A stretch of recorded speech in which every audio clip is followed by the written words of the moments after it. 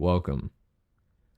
So inside this video, I'm inviting you all into my thoughts and how I see price action. Specifically from this last week is what we're going to be focusing with as you saw me guide the way on Twitter. All right. To me, this was very textbook. This was a textbook setup, and it was no different than the previous week we just had. And when I say that, I mean they were the exact same setup. Okay. And I'm going to be showing you all how I knew it was forming before it formed. Okay. So, once again, I mean, you can just look at the price action here for itself on the 4-hour chart and see how similar this week and the previous week was. Okay. We had that gap down, they ran it straight down, and then just a grind all the way back up the rest of the week. Gap down, grind back up the rest of the week, and then notice a reversal right at the end of the week. Okay. So you can see right away just how similar price action was, but we need more to it. And there is a lot more to it. But to know what is happening here, every power of three in every swing is playing off of a previous power of three and swing. Okay, so I'm going to be starting here from the 2025 Open. All right, so let me just mark out the yearly Open here for us. I removed all of my drawings so you can see everything here as it happens so you don't miss anything. All right, so our yearly Open, bring it closer because it's going to extend it over. Yep.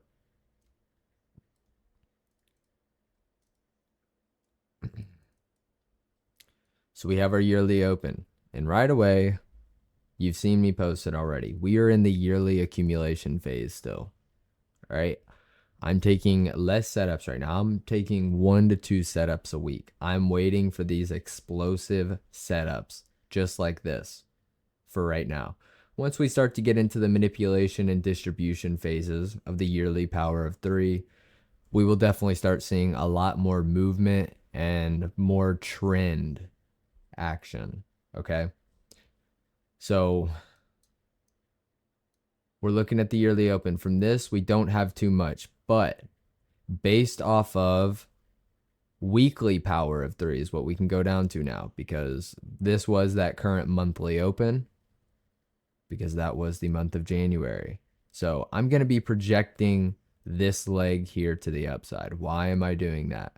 Well, let's look here at where our weekly Open was. Well, we can just see here. All right, here was Friday's close. Here was Sunday's opening. So right here is our weekly Open for that week. This was our weekly Open manipulation. So I am projecting that to the upside. Okay, so you see we reached all the way back for 2 to 2.5 standard deviations. And this is where we formed an obvious SMT. Okay, the NQ is coming up short here.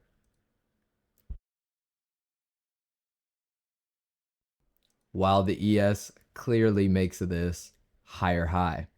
Okay, so we're seeing our SMT here at a key spot within the standard deviation. This is exactly what I look for a reversal anyway. And so here they just happen to do it with news.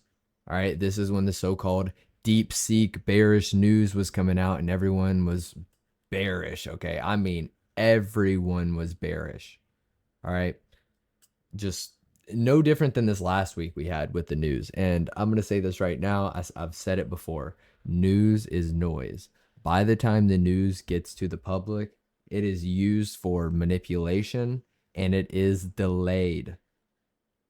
All right. The market already knows that news. Okay. And I'm showing you it here beforehand. This happens all the time. SMT key spot within the standard deviation, and then boom, the news is what gives us that distribution. All right, so once again, we're going to be projecting our swing right back down. And notice this one was really key, and I liked it because our 3.5 to 4 right back on that previous weekly Open. So here, whenever they give the gap down below this low, that is what confirmed this swing to me. And here we're leaving our weekly open with no manipulation above it. All right. So here they use the DeepSeek bearish news. They get everyone and their mom bearish. They take it down 1,000 points in one day. Everyone's freaking out. Oh my God, the market's crashing. It was the end of the world.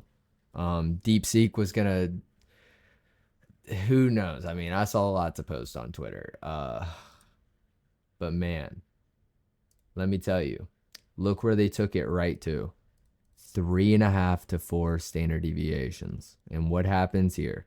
This is typically where we see what? The range cap. Okay. And here is where we were seeing our SMT. Okay. So we're seeing SMT again here at 3.5 to 4 standard deviations. This is our other key spot, just like 2 to 2.5. And we saw the reversal up here. They reversed it all the way back up the rest of the week. And this is what I was saying. They got everyone bearish down here. We already swept out all of this liquidity on the move down. All right, we're back below the yearly open, and we know right away we're not likely to move that far away from the yearly open for now. We're in this yearly accumulation phase.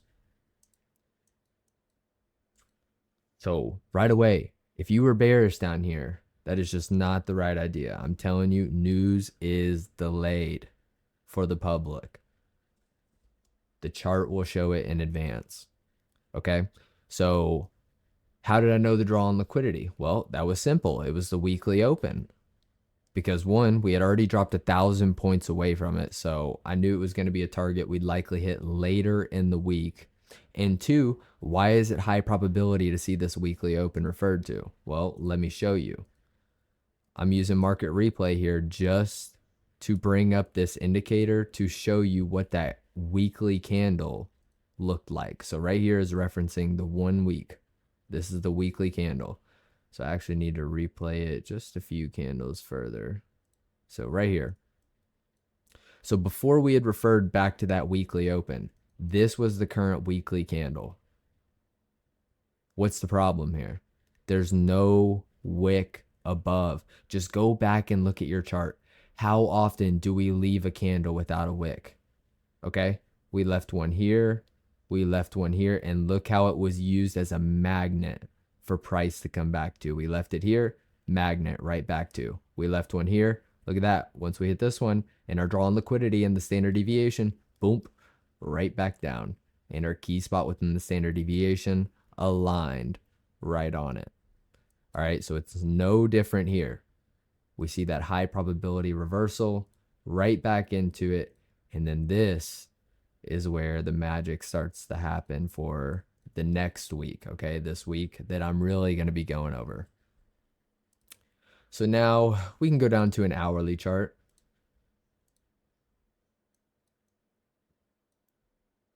So here, once again, I didn't have a nice swing to project here in the beginning of the week, 2 weeks ago. So I was actually using this swing, and before people are like, oh, it's cherry picked, just go ask people in the Discord. I sent this and said I was watching this into the end of the week and was looking for this to play out as long as these lows held here, because we had a nice double SMT. Okay, so I was anticipating these to be our protected lows to continue higher from there and to give us our accurate projection. And you can see our 2 to 2.5 standard deviation aligned right on the high of that gap. So we're hitting our key spot within the standard deviation. This is where we see SMT, and boom, they displace it right below this low. Okay, so to me, that confirmed the breaker and this manipulation of our weekly open. And we were looking for downside back into our new projection. Okay, everything, we're moving from projection to projection, power of 3 to power of 3. All right, without one, it doesn't make sense. I'm always pairing the logic over patterns. Okay, because I've seen a lot of people say, oh, SMT sucks, SMT isn't that good, they get wiped all the time. That's because you're pattern trading SMT. You're not using SMT right. So just like last week, let's take a look once again. They gap it down, take it down aggressively into where? 3.5 to 4 standard deviations. Once again here, they gap it down aggressively, and where do they take it? 3.5 to 4 standard deviations, okay? And this right here alone is proof of an algorithm, okay? You're going to tell me that it is more logical to believe that after 1,000-point drop and so-called bearish news comes out, that buyers step in and sellers just stop here at 3.5 to 4 standard deviations? Am I hearing that right? I mean, that doesn't even sound logical to me. Oh, I mean, it must have been the same thing again this week, I guess. I mean, sellers must have just decided to stop here at 3.5 to 4 standard deviations and buyers step in. I mean, obviously, because I mean, there's going to be a ton of buyers right after tariffs get enforced and all that, you know. So it's definitely running off buyers and sellers. Yeah, we should probably keep believing that. So going into the week, we're hitting 3.5 to 4 standard deviations down here at the low, and this is where I had screenshotted and put it on Twitter and said we were lining up for a good week. Because if you also remember, I gave 2 levels. Okay. I mentioned after this first massive day we had to the downside, I said to watch the 50% of this daily wick. As long as the 50% was holding, I was bullish and was looking for upside. So let's mark that out here. And why am I marking this out? A big wick, or well, wicks in general are referred to as gaps by the algorithm. Okay. So this 50% level is going to be very sensitive. Wick, consequent encroachment. And then I also talked about the month. Okay. I talked about how last month was just a range. Okay. We have the same wick on the upside as we do the downside. It was just one big range. We didn't go anywhere. So to me, since I'm still bullish, I was watching the 50% of this monthly wick to hold as well. Okay, and you're going to see how this gives us a nice little zone.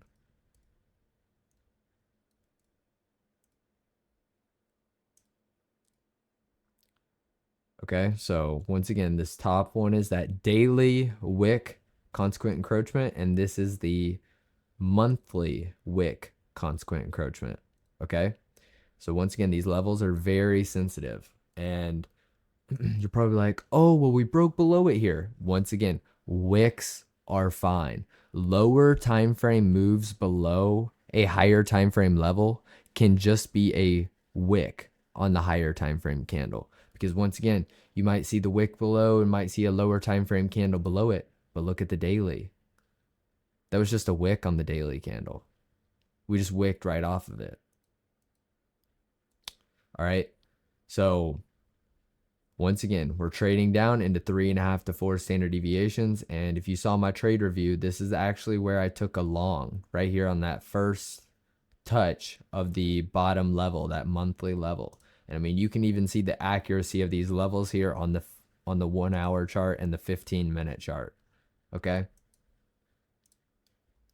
So dropping down to the 15-minute here, we have 2 types of SMT here. Our higher time frame and our lower time frame SMT. This is so important because they go hand in hand. So I say this because actually, let me zoom back out to the 4-hour chart real quick, because this is our higher time frame SMT.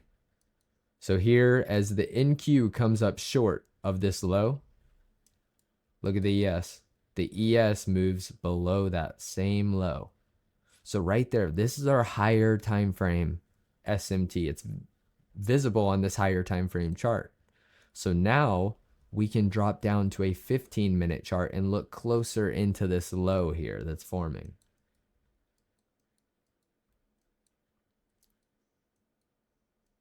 So as we zoom in more here, what do you notice? a lower time frame SMT. So here, once again, as NQ is hitting my level, my key levels here that I gave on Twitter and in Discord, the ES is making a new low of day. So right there, that is the lower time frame SMT. I went long. My stop loss was at the low of day here. Why did I use this low? Well, because that was the SMT. Okay, if NQ went below this low, that would wipe out this SMT here, and that would invalidate the idea. So there's no reason to have your stop any higher than this low or any lower than this low. Okay, this will be the protected higher low if you are right. All right, and when you align it with all these other things that I'm showing you, all right, you got a nice recipe for a model here. Whether you take it and run with it, that's up to you. I'm just showing you the accuracy of it here. So once again, we traded straight away from that weekly open, so we had no wick above it. So this was my main draw on liquidity here to start. And if you actually joined my live stream for my weekly analysis on Sunday, I was already talking about this swing to the upside before we had even formed the displacement above it. Okay, because I can see this happening before it does, because this is my model. This is what I've studied so much. This is what I trade every day. Okay. Not many people can actually do the same or explain to you what is actually happening. So once again, we have our swing to the upside here. We have our SMT key spot within the standard deviation, our higher time frame levels being respected very well. Well, that long I took down here, I had sold it here at the weekly open, a nice 200 points. We did expand a lot more on Monday. I really didn't think they were going to take it all the way to 2 to 2.5 on Monday. I really thought they would wait and do it on Tuesday. That's why I was fine with just taking profits at the weekly open. But I mean, yeah, they went ahead and over doubled the move that I had.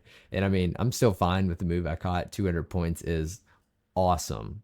Okay. I mean, it was the only trade I took this week, because if you go see the trade review, it's the only trade I need. So we move up 2 to 2.5 standard deviations, key spot once again. Oh, they gave nice reactions down. And then boom, right here, once we expanded through the 2 to 2.5.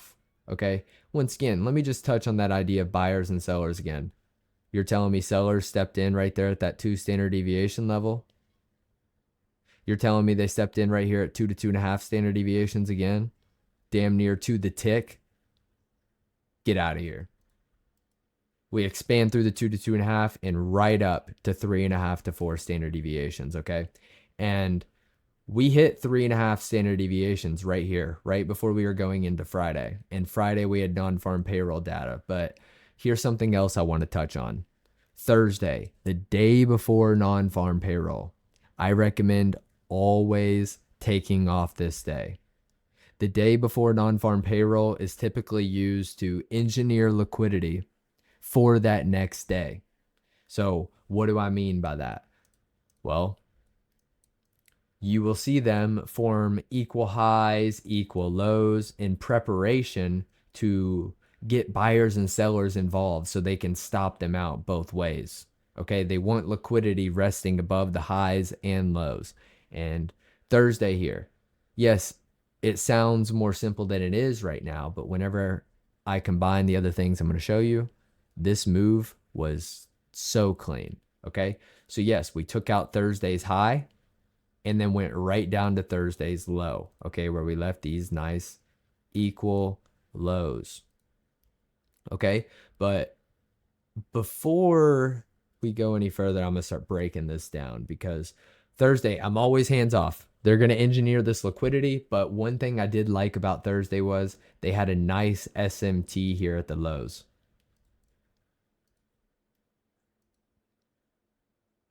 So you can see here on the ES, as ES went down and made this low of day, a new low of day here, the NQ was coming up short. So right here is our SMT. As we were going into non-farm payroll, I gave out my prediction. I wanted to see us accelerate still for this buy side liquidity resting here. Why? Well, because it's resting inside our key spot within the standard deviation. To me, there was no logic for us to just stop right here at 3.5 without reaching for this high, because the ES also had not reached for this high. So there was no SMT to support that. And if they did give a little fake move down, it would just be to go back up into it. Kind of like what they did right here whenever they tapped the 3 to 3.5 and they dropped it down and then took it right back up into the level. So as we were going into non-farm payroll, I said, I want to see non-farm payroll extend for this buy side liquidity resting up here. And if they don't and give an acceleration to the downside, I would anticipate it to be a fake move to the upside as long as Thursday's lows are holding. Okay.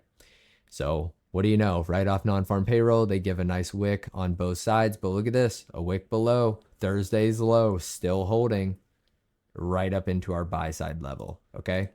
So here, this is when, well, I said it at the beginning of the day, actually. I was looking for a short setup. I didn't care to play this move to the upside into buy side liquidity, even though it was pretty obvious to me, but I saw a bigger reversal coming than there was more room to the upside. Okay. And let me break that down for you right here. So there's only two ways a candle can form. And I'm going to break that down here. Open, high, low, close, or the opposite. Open, low, high, close. Okay?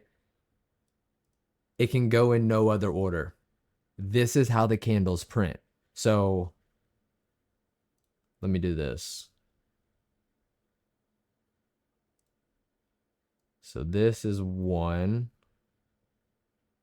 Sorry if that's a bad 1, 2, 3, 4. Okay. So let's think in terms of weekly power of 3 here. We're looking at this weekly candle. Okay. We had our open. Number 1. We went down, we formed our low, but not anywhere random. Okay. See how we're putting other logic here with what we're talking about? Okay. Our low forming at 3.5 to 4 standard deviations. We have double SMT. So right here, we're forming our low, which in this case, we're doing the second sequence here. Open, low, high, close. So right here, we're forming number 2.